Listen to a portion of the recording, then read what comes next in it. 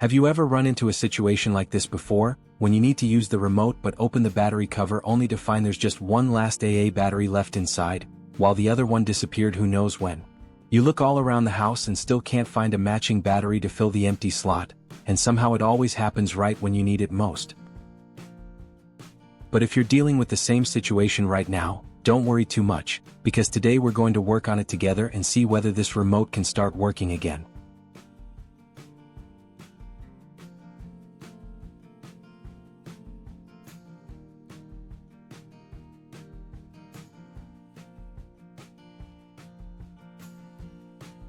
To make sure everything is good before we get started, I'm going to check this remaining battery first to see whether it still has any stored power left inside. This is a multimeter used for measuring both DC and AC electricity. The way to use it is very simple, just set it to the correct measurement range and touch the two probes to the positive and negative ends of the battery to check it right away. If you've never used one before, watch me demonstrate it first and don't skip past this part too quickly. The number showing on the screen is 1.44 volts, which means this battery still has a pretty good voltage level and can continue being used normally, so there's really no need for us to worry too much about it anymore.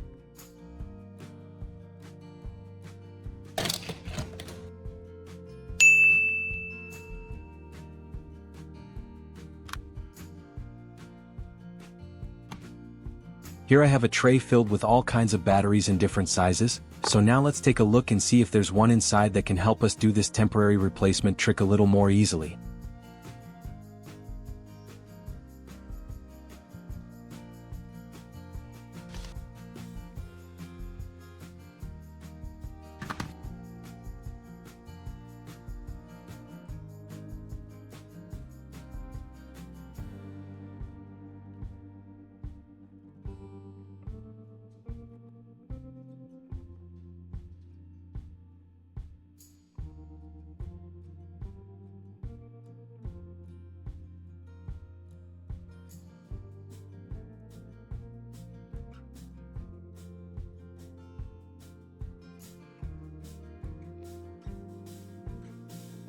After thinking about it for a while, it seems like using button batteries for this temporary replacement trick is probably the most practical option, because their compact size makes them much easier to install and handle.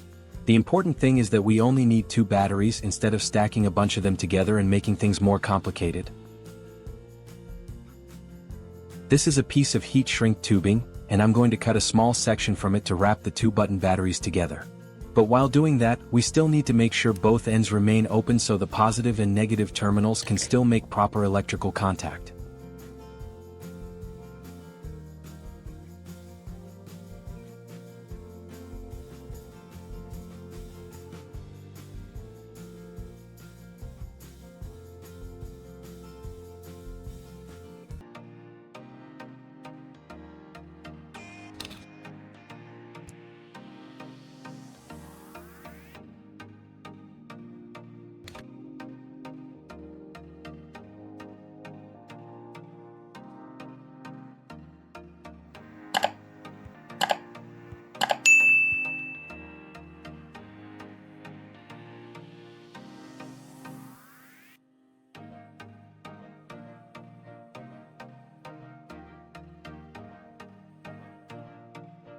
To make this heat shrink tube tighten around the 2 batteries, we'll use a lighter to evenly heat the outside of the tube until it shrinks and fits tightly in place.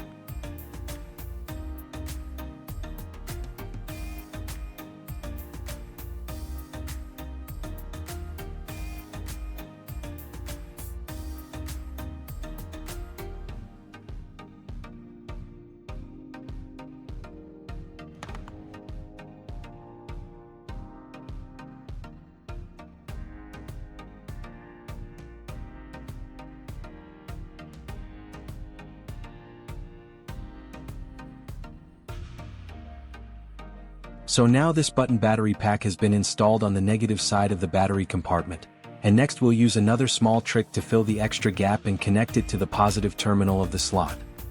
As it turns out, the size of this hot glue stick is actually very suitable, so now we'll cut off a small piece that's just enough to use.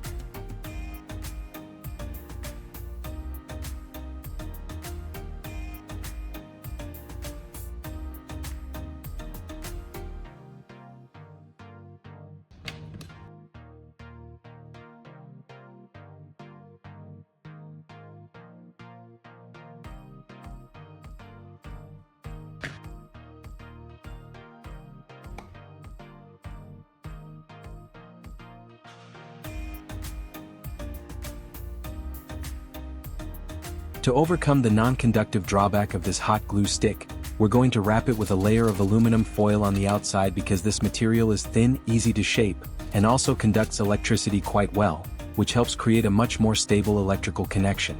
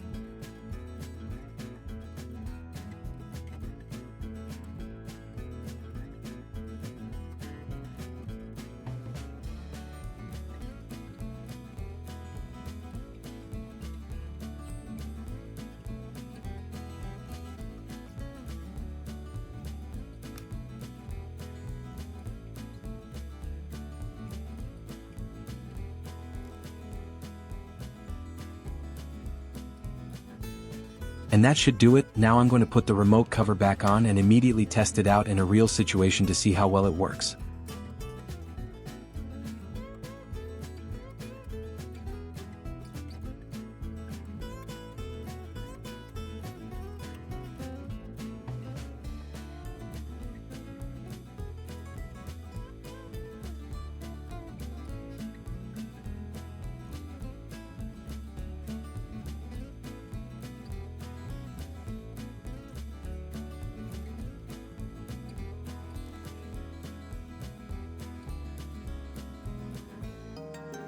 And surprisingly, with just a few very simple items already lying around the house, we were still able to create a pretty effective temporary solution to get this remote working again.